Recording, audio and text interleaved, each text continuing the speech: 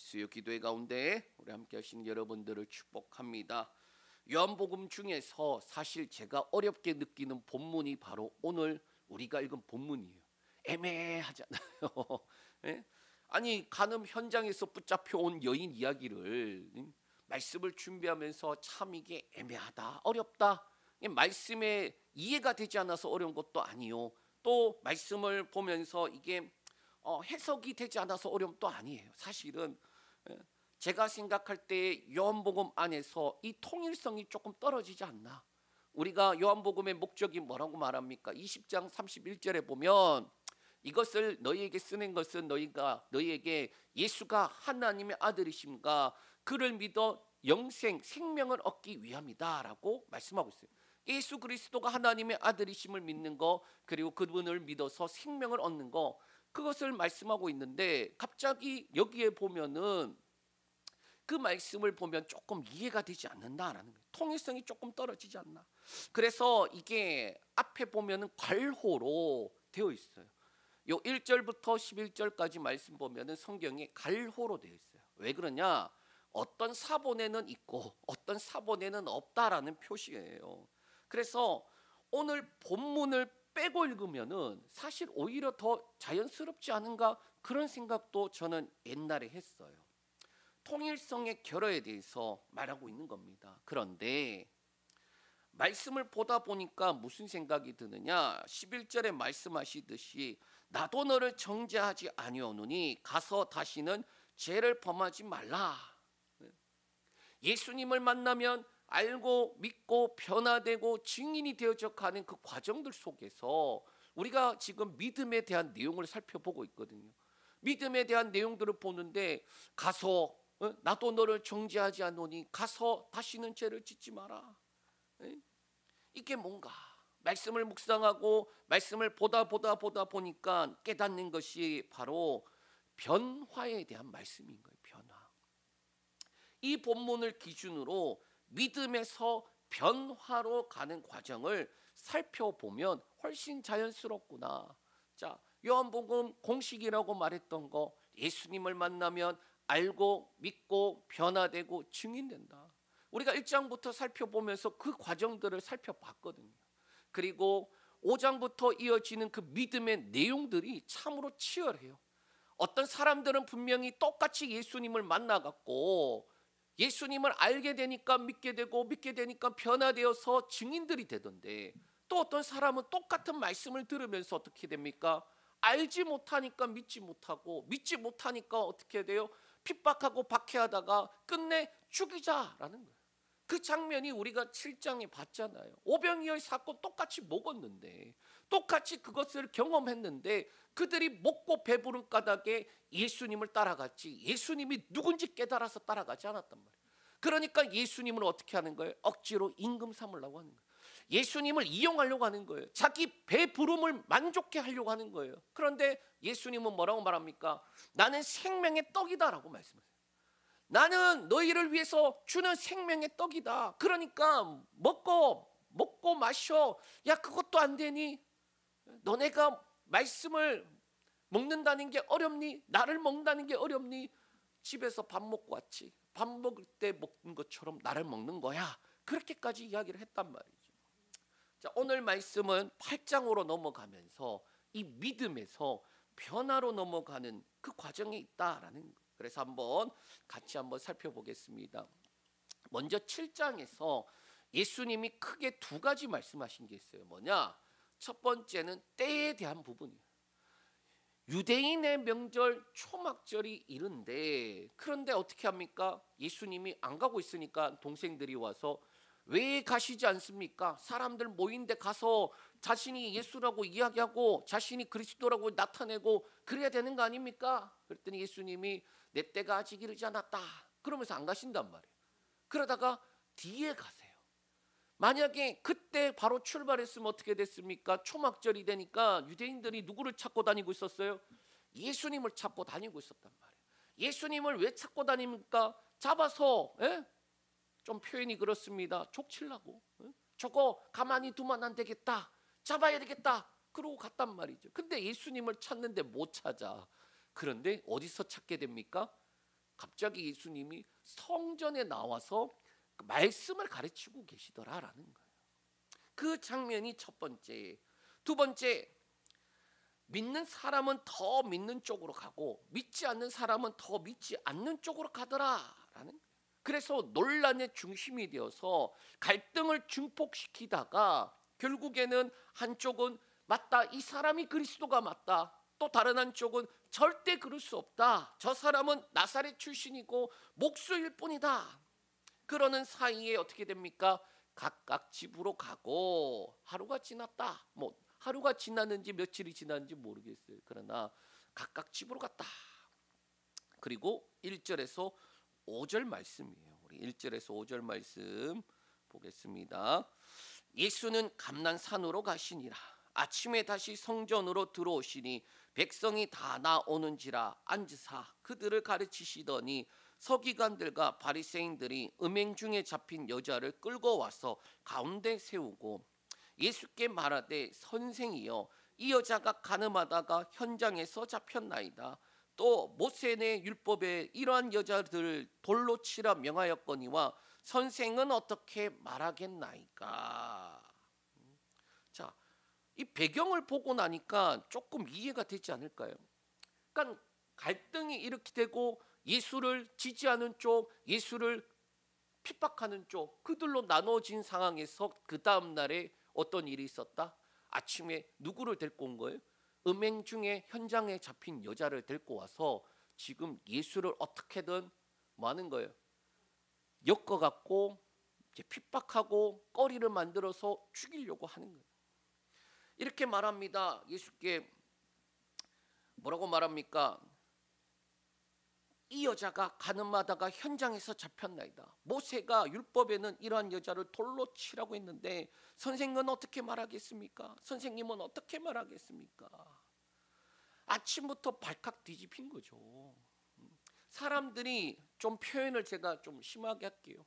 그 여자를 죄인이니까, 죄인이잖아요. 그러니까 어떻게 끌고 왔겠어요? 그냥 짐승처럼 끌고 온 거예요. 여자는 부끄러움에 고개를 숙이고 그녀를 잡아온 서기관들과 바리새인들은 예수님을 향해 어떻게든 거리를 찾아 고발하기 위해서 함정을 파놓고 기뻐하는 표정으로 예수님께 묻는 거예요. 율법에서는 어떻게 말해야 됩니까? 이 여자 분명히 죄인인데 율법에서는 저거 죽이라고 했는데 어떻게 해야 됩니까? 레위기 20장에 보면은 이렇게 기록되어 있어요. 20장 10절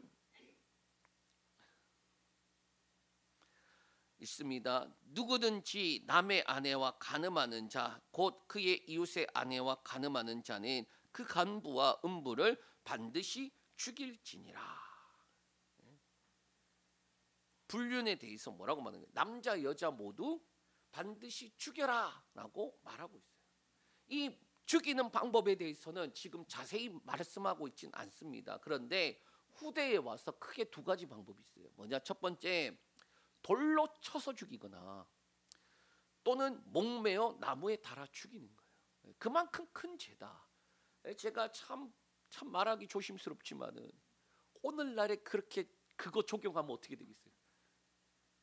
수많은 사람들이 살아남을 사람들이 없어요.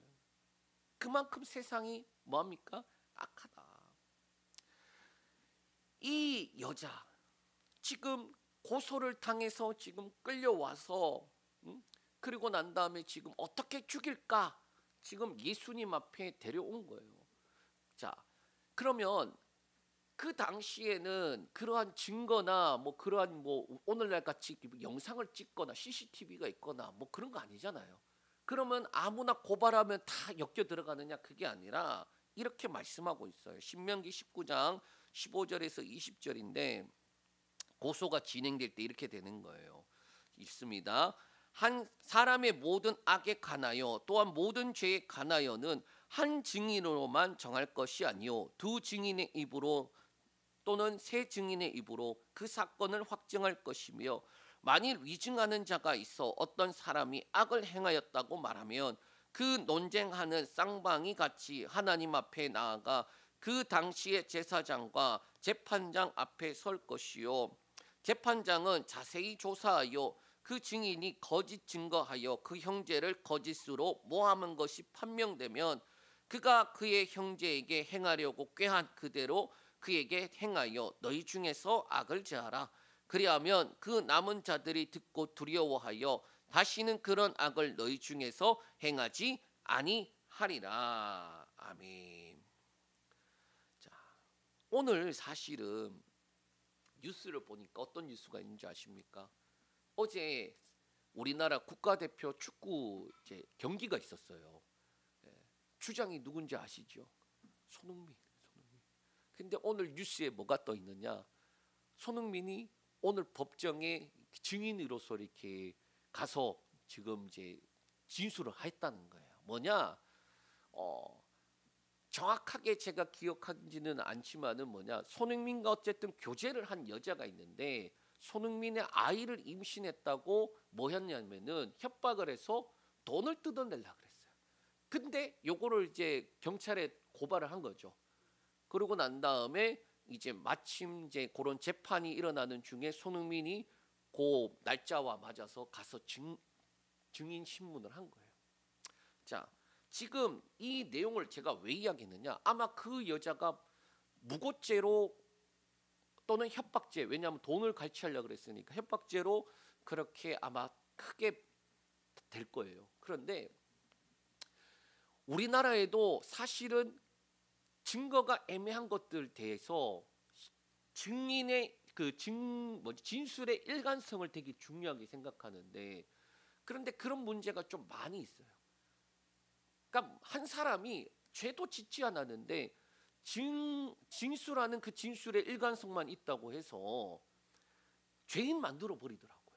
그러한 일이 여러 차례 유명인들이 여러 차례 그러한 일에 연루되면 어떻게 됩니까? 이미지가 타격 입어서 자신은 죄를 짓지 않고 나중에 무죄라고 뜨지만은 어떻게 됩니까? 이미 나쁜 놈으로 다 되어 있는 거예요. 여기에 보면은 고소할 때 한 증인으로만 하지 말고 두 증인의 입으로나 세 증인의 입으로 해야 된다. 두세 사람의 증인이 있어야 고소할 수 있고 또 위증을 하게 되면 19절에 꾀한 그대로 그에게 행하여라고 말하는 거예요. 자, 그러면 아침부터 간음 현장에서 잡혀온 여인 어떻게 된 것일까?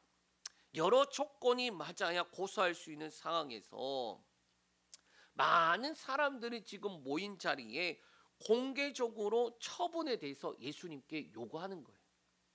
예전에 제가 한 영상을 봤는데 낚시 유튜버예요. 낚시. 조그마한 미끼를 달아서 작은 물고기를 잡았어요. 그러더니 그 잡은 물고기를 미끼로 써서 그보다 조금 더 큰 물고기를 잡더라고요. 그러더니 그보다 조금 더 큰 물고기를 미끼로 써서 완전 큰 물고기를 잡는 그 영상을 본 적이 있어요. 지금 뭐 하는 거냐? 지금 이것과 비슷하게 어떤 남자가 아내에 대해서 의심을 하고 있는 상황이었어요. 그러던 차에 고소할 확증을 얻기 위해서 두세 명의 증인과 남자의 신원이 필요한 거예요. 상대방 남자. 저의 추측이지만 오늘날에 요즘은 탐정이라고 하더라고요. 옛날에는 흥신소, 심부름 센터 거기서 뭐 주로 했냐? 주수입원이 그러한 그 불륜 현장을 목격해서 그거를 증거를 수집하는 거였어요. 자, 그래서 이렇게 말합니다. 남편이 또는 아내가 바람을 피는 것 같다. 그래서 물증이 필요하니까 미행해 주시고 호텔이나 모텔 들어가면 연락 주세요. 그랬더니 어떻게 됩니까? 아내가 의심된 이 남편이 바리새인에게 의뢰해서 남자의 신원을 확보하고 그 남자에게 말하는 거죠. 살려는 드릴 테니 언제 어디서 여자와 만나라. 그러고 된 상황에 지금 그 여인이 떡하니 잡혀서 온 거다. 그렇게 추측이 되더라고요. 그러면서 이양 요거는 어쩔 수 없는 거지만은 요거 가지고 예수를 엮어갖고 한 방에 보내버리자. 자, 어찌 되었든 간에 서기관과 바리새인들은 함정을 파놓고 그 함정에 지금 여자가 걸린 거예요. 뭐 혼자서 불륜하진 않을 거 아니야. 남자도 있는데 여자를 끌고 온 거예요. 그리고 여자를 미끼로 예수님께 다른 함정을 파고 공개적으로 고발할 거리를 찾는데 예수님의 반응이 어떠한가라는 거예요. 우리 6절 말씀 읽겠습니다.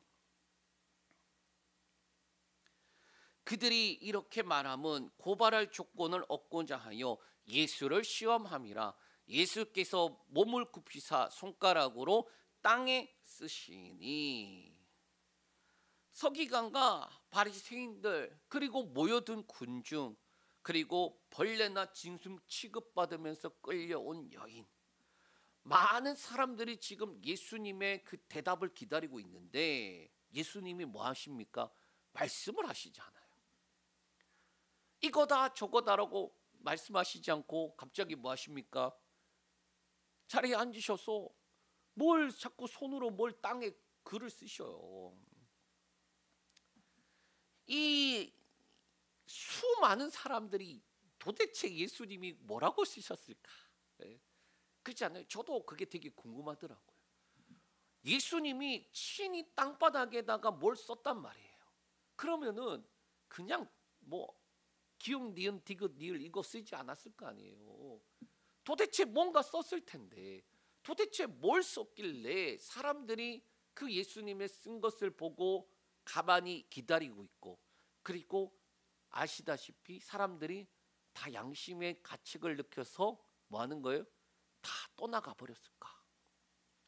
그래서 많은 학자들이 많이 이렇게 추측을 했어요. 성경에는 나오지 않아요. 그 중에 하나가 뭐냐?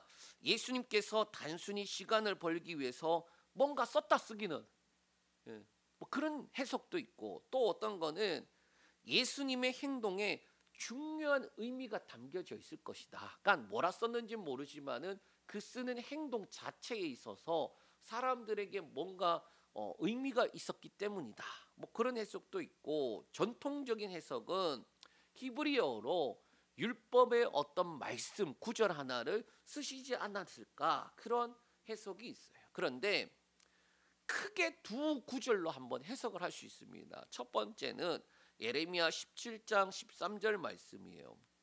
자, 한번 볼게요. 읽습니다. 이스라엘의 소망이신 여호와여, 무릇 주를 버리는 자는 다 수치를 당할 것이라. 무릇 여호와를 떠나는 자는 흙의 기록이 되오리니 이는 생수의 근원이신 여호와를 버림이니이다. 요거는 직접적인 의미보다는 해석에 더 가까운 거예요. 뭔 말이냐? 수치와 흙에 기록했다라는 부분 때문에 이런 의미의 내용을 쓰시지 않았을까라는 해석적인 내용이에요.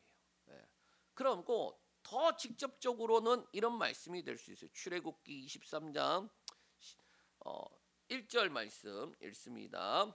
너는 거짓된 풍설을 퍼뜨리지 말며 악인과 연합하여 위증하는 증인이 되지 말며.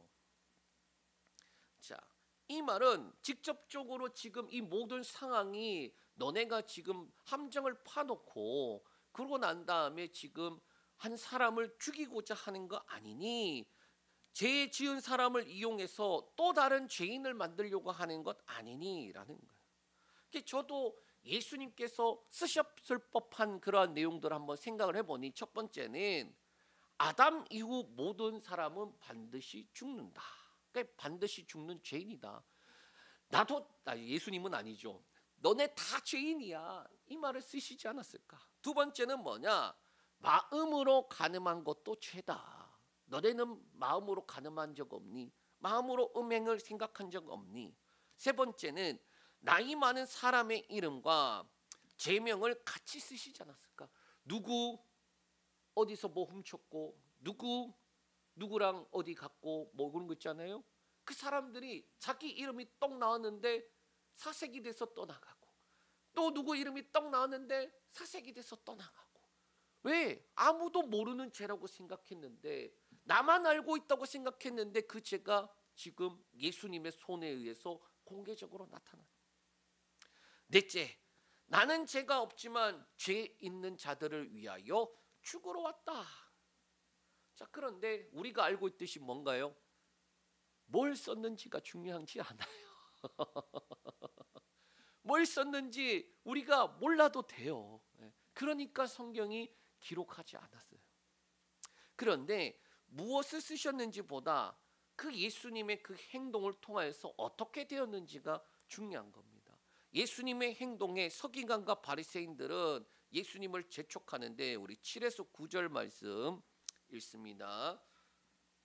그들이 묻기를 마지 아니하는지라 이에 일어나 이르시되 너희 중에 죄 없는 자가 먼저 돌로 치라 하시고 다시 몸을 굽혀 손가락으로 땅에 쓰시니 그들이 이 말씀을 듣고 양심의 가책을 느껴 어른으로 시작하여 젊은이까지 하나씩 하나씩 나가고 오직 예수와 그 가운데 섰는 여자만 남았더라. 아멘.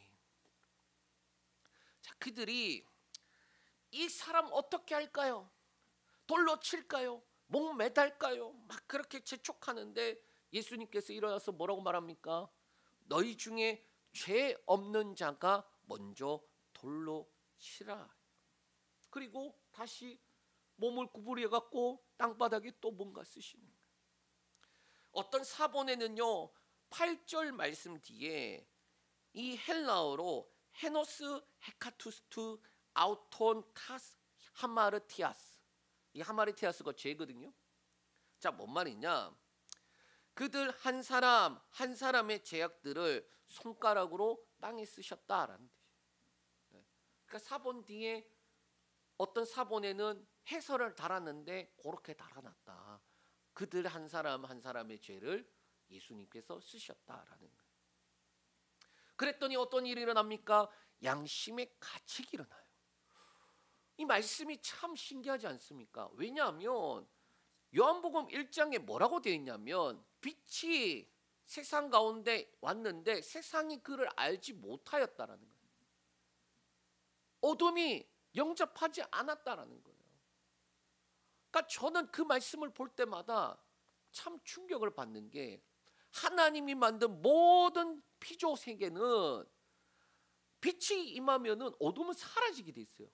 자연 법칙을 만드실 때에 말씀한 대로 그대로 되게 됐는데 하나님이 만든 이 사람은 희한하게 말씀을 어떻게 합니까? 거역했잖아요. 계명을 주셨다라는 게 뭐예요? 지켜 행해야 될 것이에요. 지켜야 될 거예요. 그런데 사람이 어떻게 합니까? 지키지 않아요. 하나님의 말씀을 지키지 않아요. 감히 빛이 임하는데 어둠이 그 빛을 받아들이지 않고 어떻게 합니까? 거절을 해요. 피조 세계에서 불가능한 일이 아니에요. 예? 그런데 사람은 그렇게 한단 말이에요. 그러니까 저는 그 말씀을 생각할 때마다 충격을 받으면서 동시에 하나님이 이 사람을 어떻게 만드셨는지에 대한 그 생각을 하게 돼요. 예수님께서 그렇게 빛으로 그들에게 임해서 말씀을 하시고 자신이 누군지 나타냈는데 영접하는 자들은 그 빛을 받아들인 사람들이란 거예요. 그런데 받아들이지 않는 사람들은 죄 가운데 자기 죄를 더 사랑하기 때문이다라고 말씀하고 있다고요. 거절을 하는 거예요. 죄 때문에. 근데 여기서 뭐라는 거예요? 양심의 가책을 느껴서 떠나기 시작했다라는 거예요. 저는 그 말씀이 참 충격인 거예요. 도대체 뭘 쓰셨길래? 도대체 예수님께서 이 부분을 통해서 우리에게 뭘 말씀하시고자 하시기에 양심의 가책이 일어나서 사람들이 떠나게 되었는가? 그리고 다 떠나고 그때까지 예수님은 쓰고 계시고 그리고 난 다음에 여자 혼자 남았을 때에 조용히 예수님이 말씀하십니다. 우리 10절에서 11절 말씀 읽겠습니다.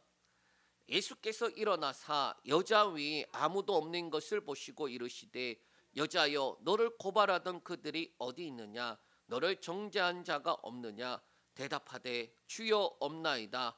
예수께서 이르시되 나도 너를 정죄하지 아니하노니 가서 다시는 죄를 범하지 말라 하시니라. 아멘. 예수님께서 다 쓰고 난 다음에 일어나 보니 여자만 있는 거예요. 야, 너 정죄하던 사람들, 너 지금 당장이라도 죽이겠다는 사람들 다 어디 갔니? 모르겠어요. 예수님이 말씀하십니다. 나도 너를 정죄하지 아니하노니 다시는 죄를 범하지 말라. 여기에 보면은 여자야라고 묻잖아요. 여자야. 예. 오늘날에 젊은 여자 사람들을 보고 아가씨 그러면 어떻게 되는 줄 아세요? 옛날에는 아가씨라는 단어가 높임말이었어요. 높임말이죠. 도련님 다 높임말이에요. 그 동급을 의미하는 거거든요. 그런데 요즘은 젊은 여자들에게 아가씨라고 하면은 무슨 이제 어디 일하는 사람 취급으로 자신을 하대했다고 되게 기분 나빠해요. 이 시대마다 다른데 여자야라고 부를 때에 이 여자야도 동일한 거예요. 그 여자를 높여서 불러준 말이었어요. 그리고 난 다음에 예수님 또 보셨음에도 불구하고 너를 정죄하던 사람들 다 어디 있느냐? 너를 정죄한 자가 없느냐? 그 질문에 주여 없나이다. 그랬더니 예수님이 나도 너를 정죄하지 아니하노니 다시는 죄를 범하지 말라.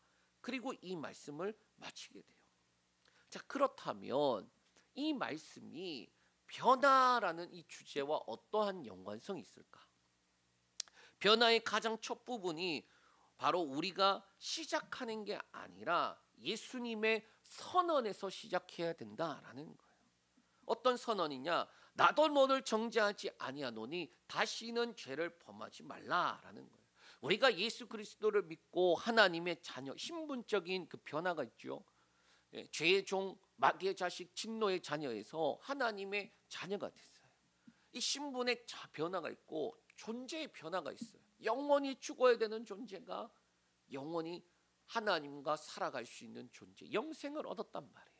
자, 그런데 문제는 이 껍데기가 우리가 가지고 있잖아요. 이 껍데기를 로마서에서는 뭐라고 말하느냐? 육체의 욕심, 끊임없이 죄 가운데로 끌고 가는 이 몸덩어리라는 거예요. 그래서 제가 그때 설교를 우리가 로마서 강의를 했었거든요. 설교할 때에 어떤 말씀을 했느냐? 관성의 법칙이 뭐냐면은 100km로 가다가 멈추면은 몸이 100km로 가려고 하는 그 힘이 작용을 해서 바로 멈추지 못하고 앞으로 끌려간단 말이에요. 가려고 하는 그 힘이라는 거예요. 똑같이 우리가 죄 가운데로 살아가고 있다가 예수 그리스도를 믿음으로 유턴을 빡 해버렸어요.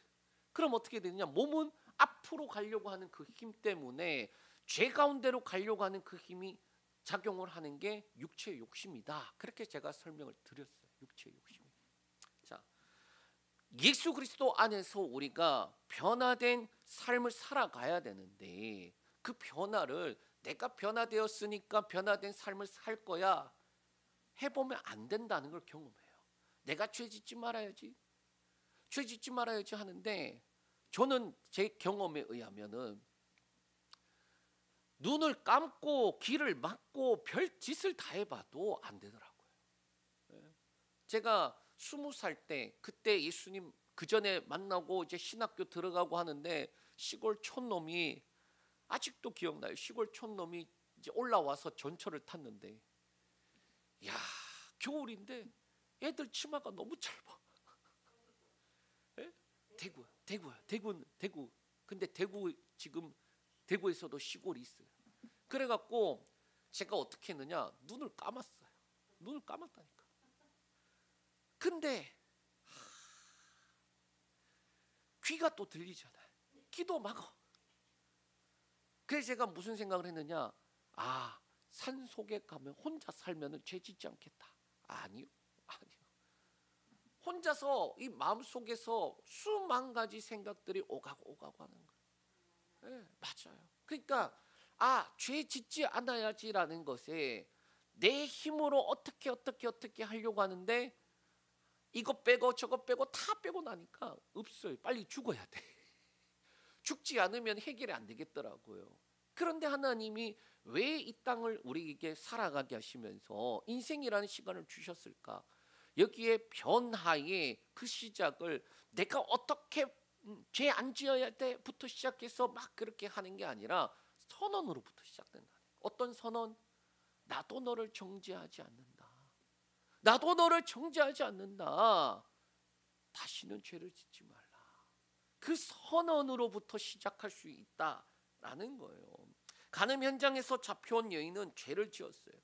그 죄의 결과는 뭔지 아십니까? 반드시 죽어야 되는 죄예요. 지금 반드시 죽어야 되는 죄는 확실히 졌는데 예수님이 뭐라고 선언해 주신지 아십니까? 나도 너를 정죄하지 않는다. 다시는 죄를 짓지 말라라는 거예요. 죄의 결과로 그 여자 죽어야 됐다니까요. 율법으로는 반드시 죽어야 되고 어떻게 빠져나갈 구멍이 없어요. 그리고 그 죽음 직전에 섰잖아요. 재판하는 그 자리에 섰잖아요. 그런데 예수님이 뭐라고 선언해 주십니까? 나도 너를 정죄하지 않아. 그런데 다시는 죄를 짓지 마라고 말씀하는 거예요. 저와 여러분들이 사실 지금까지 살아있는 게 기적인 이유가 있습니다. 율법이나 하나님의 그 법대로 했으면 살아남을 수 있는 자가 있을까요? 불행하게도 우리 힘들면 원망불평하잖아요. 하나님 앞에 감히 그렇게 구약시대 사람들이 간이 배 밖으로 나온 거예요. 그 이스라엘 사람들이 감히 하나님을 왜? 그 당시에는 바로 죽음이었어요. 바로 죽음. 근데 우리는 수많은 그러한 죄 가운데서 어떻게 됩니까? 나도 너를 정죄하지 않는다. 다시는 죄를 짓지 말라. 그것 때문에 오늘을 살아가고 있다라는 거예요. 정죄가 아니라 대속적 죽음을 대한 믿음을 요구하는 거예요. 야, 내가 너를 정죄하지 않는 대신에 내가 죽어. 내가 너를 위해서 죽었다.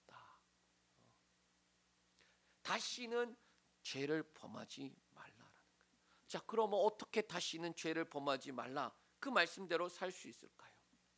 저 여인이 살면서 다시 같은 죄로 지었을까? 아니면 죽다가 살았기 때문에 정신 차리고 제대로 살았을까? 우리는 잘 알 수가 없어요. 그러나 확실한 것은 그 여인이 예수님을 만나지 않고 그냥 법정에서 한 번만 봐줄게. 제 요즘 유튜버 중에 그러한 유튜버가 있어요. 범죄 인도자라고 있어요. 깜빵 인도자, 범죄 인도자가 아니라 그 양반이 여러 사람 깜빵 보내더라고요. 여러 사람 보내요. 자, 그런데 그 중에는 어떤 사람이 있느냐? 그러한 그 재판 기간 중인데 그런데 또 죄를 지어갖고 잡힌 사람도 있더라고요. 그러니까 그만큼 사람이 연약하고 악한 존재고, 그리고 한번 그러한 이제 기회를 주는 거, 어떤 기회를 주냐? 징역 6개월, 저기 집행유예 한 2년 이렇게 돼요. 2년 동안 죄 안 지으면은 유예해 주는 거야. 근데 그 사이에 지면은 가중처벌 되는 거야. 그러면 그 사람이 깜빵 안 들어갔잖아요. 어떻게 돼야 돼요? 정신 차려야죠. 근데 또 하다가 또 잡혀가는 사람들이 있더라. 그 여인이 어떻게 됐는지 성경은 기록하고 있지 않지만은, 그러나 살면서 또 다른 죄의 유혹이 분명히 있겠지만 예수님께서 뭐 하시는 거예요? 중간에 서서 나도 너를 정죄하지 않는다. 다시는 죄를 짓지 말라. 중보자가 되시는 거예요. 그리고 보혜사 성령을 우리에게 보내주셔서 우리로 하여금 성령을 따라 살아가도록 그렇게 하셨다라는 거예요. 변화에 있어서 가장 큰 축은 예수님이 중보자 되심과 성령이에요. 성화라는 말을 들어봤을 거예요. 성화. 경건 생활 들어보셨을 거예요. 그거 에헴 한다고 되는 것도 아니고 노력한다고 도 닦듯이 한다고 되는 것도 아니라는 거예요. 예수님께서 중보자 되심에 대한 것들을 우리가 경험하지 않으면은, 또 성령이 우리 가운데서 역사하지 않으면은 우리는 이 죄 안 지으면 다른 죄의 유혹이 오고 또 다른 죄의 유혹이 오고 또 다른 죄의 유혹이 와서 넘어질 수밖에 없는 존재라는 거예요. 그럴 때마다 어떻게 되는지 아십니까? 마귀가 끌고 와요. 참소해요. 하나님 보세요. 예, 죄 졌어요. 이런 죄 지은에 마땅히 죽어 마땅하지 않습니까? 참소한다니까요. 그런데 예수님 뭐라는 거예요? 나도 너를 정죄하지 않는다. 이 여인을 우리에게 대입을 해보면 우리가 뭐 음행하는 현장에 잡혀서 왔겠습니까? 아니요. 우리가 짓는 마음으로 짓는 미워하는 것부터 시작해서 수많은 것들이 다 차곡차곡 들고 가서 서류같이 만들어서 현장에서 끌고 가듯이 예수님 앞에 놓고 이래 죄 많이 짓는 앤데 죽여야 되지 않습니까 예수님? 그런데 예수님이 대답도 없이 바닥에 끄적대는 거예요. 내가 얘를 위해서 죽었다. 피 흘렸다. 나와 함께 옛사람이 죽었고 내가 다시 살아날 때 함께 살아난 애다. 막 그렇게 적고 계신 거예요. 그러니까 사단이 떠날 수밖에 없는 거예요. 그런데 우리에게 뭐라고 말씀하시느냐? 나도 너를 정죄하지 않는다. 그런데 다시는 죄를 짓지 말라라는 거예요. 그게 우리가 가진 은혜예요. 디모데후서 1장 7절에서 10절 말씀 우리 한번 같이 읽겠습니다. 하나님이 우리에게 주신 것은 두려워하는 마음이 아니요 오직 능력과 사랑과 절제하는 마음이니 그러므로 너는 내가 우리 주의 증언함과 또는 주를 위하여 갇힌 자들을 부끄러워하지 말고 오직 하나님의 능력을 따라 복음과 함께 고난을 받으라. 하나님이 우리를 구원하사 거룩하신 소명으로 부르심은 우리의 행위대로 하심이 아니요 오직 자기의 뜻과 영원 전부터 그리스도 예수 안에서 우리에게 주신 은혜대로 하심이라. 이제는 우리 구주 그리스도 예수의 나타나심으로 말미암아 나타났으니 그는 사망을 피하시고 복음으로서 생명과 썩지 아니할 것을 드러내신지라. 아멘. 하나님이 우리에게 주신 것은 두려워하는 마음이 아니래요. 오히려 능력과 사랑과 절제하는 마음. 이 땅을 살아가면서 우리에게 필요한 것 오직 하나님의 능력을 따라 복음과 함께 고난을 받는 거예요. 바로 변화의 삶이 삶 속에 나타나고 드러나고 열매 맺으며 증인으로 거듭나는 겁니다. 이 은혜가 저와 여러분들에게 있기를 축복합니다.